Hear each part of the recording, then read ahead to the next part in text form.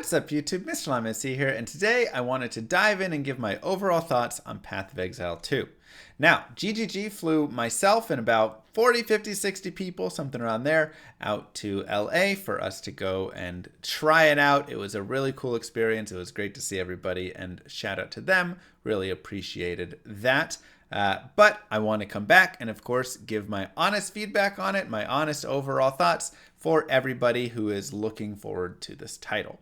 So, we got to play about 4.5 hours of Path of Exile 2, and in that time we got to see a decent amount. Now, it was only Act 1 and Act 2. I didn't get to play Act 2 because my account had a bug, which wouldn't let me progress to it at the time, but I got to see it a little bit on other people's computers, and then got to play Act 1 myself all the way through to the end. There was a lot of content even within Act 1, multiple hours for high level like ARPG players. So that was pretty interesting to see.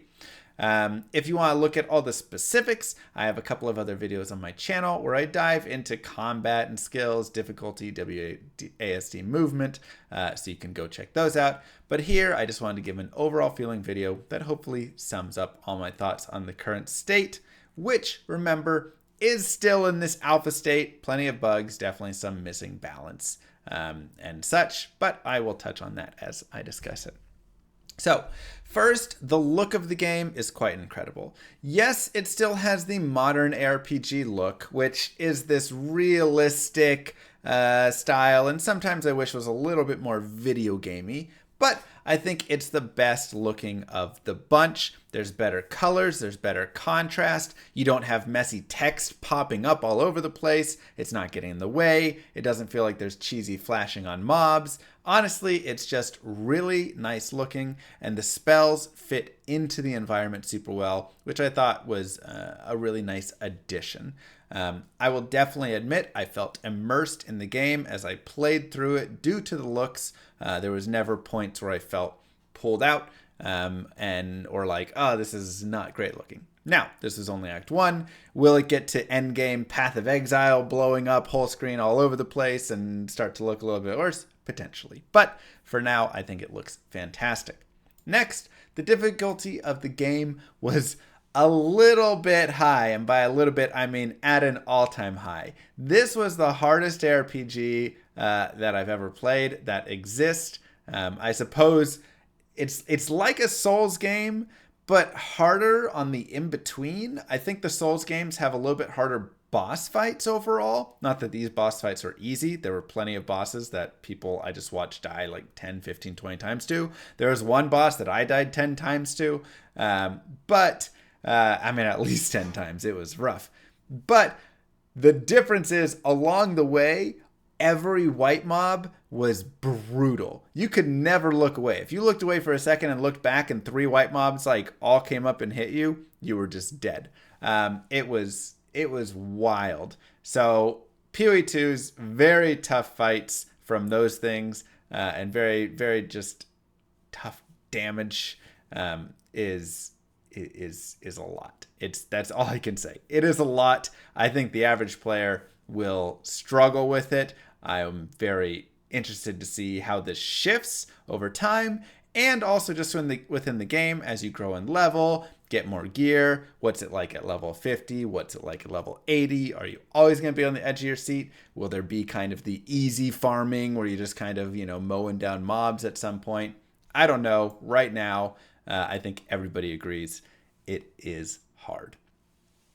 I'm uncertain how many people will enjoy it in that current state. Like I say, people that are very into Souls games and such could potentially like it, but I think there's a lot of frustration with the difficulty, and so right now the difficulty is like, I watched journalists sit there and fight for 45 minutes, an hour, never make it out of like the second area, the cold plains, right? Like they made it. They got to the first little mini boss. They died 50 times and then they were done. So, many journalists had a really hard time with it, and that'll be interesting to see how that kind of transfers on to other players as well. I'm also curious what their reviews are going to be like. Moving on, skill-wise, I thought this game was fantastic. This game does a great job of setting things down with combos, and you're shooting into them. So you're laying down lightning rods and then shooting lightning bolts into the rods to create some more like chain there. You're setting traps up and exploding them. You're setting a firewall and then igniting your spells that travel through the firewall. There's really interesting interaction with like remote skills. Like you can fire an orb off and then cast Frost Nova from the orb instead of just your character. I talk more about this all in my skills video, but I was super impressed with the skills overall in the game in that capacity of how they interact together. I thought it was really nice, and it will create some fun combinations and more than just one button mashes, I believe, which I think is their goal. Now, skills have also been heavily adjusted compared to Path of Exile as it is now. Gem slots are no longer on items. Skill gems now come as uncut, and then you kind of craft them into the skill gem that you want, and then you can put that gem into your, I guess, skill gem tree, whatever you call it. I really enjoyed this. I thought that change gave a lot more flexibility and just the ability to get what you wanted, right? You could go find an uncut skill gem, and then you can take it and say, I want to play this build. So you're not just sitting there like, well, I'm just not getting this gem, but you're at the same time, you're also not vendoring gems. So it's really more about finding those items and being out there killing the things to do so.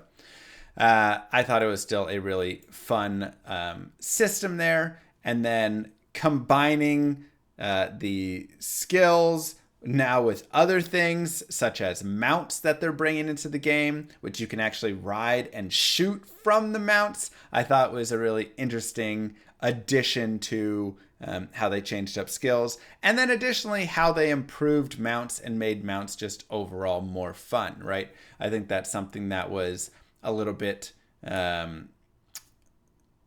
like in Diablo 4, I was a little sad that like, I'm really just like riding the mount, but I can't be like shooting arrows as I'm going by.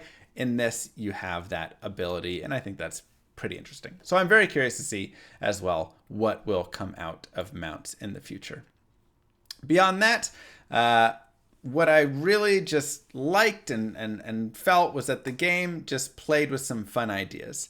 They had things like your weapon swap that would automatically swap when you used a skill that was set for that one. So on your skill bar, you'd set the skill, and then you'd swap out whatever weapon and use it, which I thought was really great. But to continue on that, you also were allowed to build different paths in your skill tree with your weapon slots. So if I had, a crossbow on one hand and a wand on the other hand, let's just say, I could build out in a tree that would use that. I mean, you're probably not using a wand and a crossbow. Let's say a bow and a crossbow. I could build into one that's like, okay, well, this is only affecting crossbows, and I could build that piece of that tree and then have the rest of the tree stay the same. And for the bow one, it goes up and then goes into the bow nodes instead of the crossbow nodes. Whatever it is, it was a cool idea. A little confusing, but it was still a cool idea there. They also added in skill shots, which was interesting. So the ranger had a snipe ability where you could literally time it. You would sit there and charge it up, and when it hit the right frame, you would let it go, and if you let it go on the right frame, then you would guarantee a crit. So rewarding the experienced player that's better at timing. There's also shield blocking for classes that are using shields. So like the warrior here was the one that we were experiencing, where you could physically pull the shield up, block the damage, put it down, and then hit. So that's kind of, again, more in that Souls-like nature, and something that we aren't used to as much in an ARPG. They also brought WASD movement and just more, right? There were just a lot of small little changes that you could see them trying out. And I was really impressed at how many ways they were trying to push the genre forward and continue to improve and make this a fun game. Now, lastly, of course, getting to the boss fights here, they were just amazing as always, and there was a plethora of them. They were hard, they were fun, they were unique and interesting, and I've always been pretty impressed with a lot of Path of Exile's boss fights, and they didn't disappoint here. The only thing is, there's more of them. When you think of Path of Exile 1, really there's like one or two boss fights in an act that you're going to have. Here it's like every single area has a boss that is the same level as one of the end game or one of the like end of act bosses. So just within Act 1, you might fight like 12 different bosses or something, 14 different bosses. It was insane. There were tons of fights. I am very excited to see how many more of these fights and how they progress and get more interesting throughout the game. Now, that being said, not everything was perfect. Of course, again, it is an alpha, or even maybe pre-alpha, whatever it is. But there were things that were a little confusing and a little bit troubling, right? Number one, many skills were hard locked to certain items, so you couldn't like shoot bow skills with a crossbow. Or if you were using a mace, but you found a nice axe, it didn't always play with your skills. So it's like, well, I have these very few skill gems that I've picked out, and now I'm kind of locked into maces. It felt very limiting and restricted. I hope that they loosen that up and make a lot more of the weapons kind of free flowing so you can use more of the skills with more of the weapons. Number two, many skills just weren't worth it. They had too long of windups, too little damage, or cost mana that you didn't have, especially in this game where, again, everything killed you so quickly, you didn't have time, or stunned you. You didn't have time to sit there and like wind up a 3-second snipe. I mean, it was a cool idea. I used the snipe a couple times here and there for fun on like a boss when he was downed or when he was far off, whatever. But many times it also would just get me killed because I'd be sitting there and then you're stuck in this wind up, or if you're trying to cast like a firewall on the sorceress, whatever it was, many skills just took too long, and this game did not give you grace or time to have that. So oftentimes the best way to kill a boss was just with some random crossbow you found, or just some like wand and just auto attacking.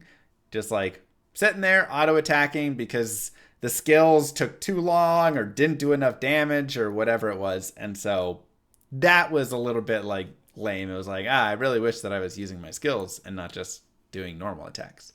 Number three, the separate paths on the skill tree was not very intuitive to start. I'm sure it's something that will be learned very easily and won't be a big deal. But for a new player, I think it was confusing. Many players didn't even realize that they had the option to do that. I was talking with them at the end and they were like, wait, that's what those points were? It said like 2 weapon points, but I didn't know what it meant. And so again, once you know about it, I think it'll be fine. But for the new player, I think it was confusing. Number 4, this was a big one. Dying resets you back to the start of a zone and respawns the monsters. And with the difficulty and frustration that this game brings and the size of these zones, which by the way are massive, that was kind of problematic. Because let's say you explored 9/10 of a zone but couldn't find the exit, and then there was a little spot you hadn't explored right up there and you went to go to it and died, and it was all the way on the other side of the map. Now you had to fight through the entirety of the map again to get to that point to check that it's a dead end, to then go all the way to the other spot and explore off. There was just a lot of essentially what felt like backtracking or redoing the same content over and over. And I understand the idea is probably to push you to then, well, now you're going to kill more stuff, you'll level up, and then you'll be stronger and can move forward. But the size of the zones made it way too frustrating. If the zones were smaller, I think it would work better. But where it was there currently, I think you got to take that piece out. That just didn't feel good. I think too many players will get frustrated with it. And number 5 is item scarcity, and currency scarcity is crazy.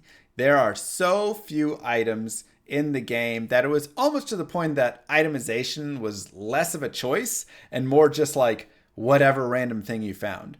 I played a ranger for a majority of my time, and I found maybe like 3 bows the entire time. And it was like, okay, I guess I'm just using this magic bow that I found. And I didn't really have much. I like augmented it once, and you like do a tiny bit. But I mean, overall, throughout, I didn't even find much currency to do much with it. And yeah, it was just like really hard to get even basic gear a lot of times. And so I didn't hate it completely, but it wasn't my favorite at all. I still preferred it over giant loot explosions. I'm more of a give less than give more kind of person generally, but I think that could be increased a little bit. So I think that kind of sums up a lot of the overall pieces. There were some things to nitpick, some balance stuff. A lot of it feels like is numbers balance right now that they're going to have to go and really tweak and do. But the overall base core of the game is solid. It needs time to cook, but if you enjoy Path of Exile Ruthless mode, or if you enjoy Dark Souls, I think this is definitely a game to keep your eye on. The alpha and beta and whatever you can get into as it comes along, I think you should like definitely get in and enjoy it and come in expecting a very difficult, different experience from what you currently have with Path of Exile 1. Again, it's like Ruthless, but even harder. I mean, it's wild. It is a ride. So again, shout out to GGG for having us out and letting us experience it. It was very fun. It was a great time. I think the game is in a solid spot. And again, like I said, I think there's just a lot of numbers tweaking, and that will make it better. So with that being said, don't forget to like and subscribe, YouTube. Peace, everybody.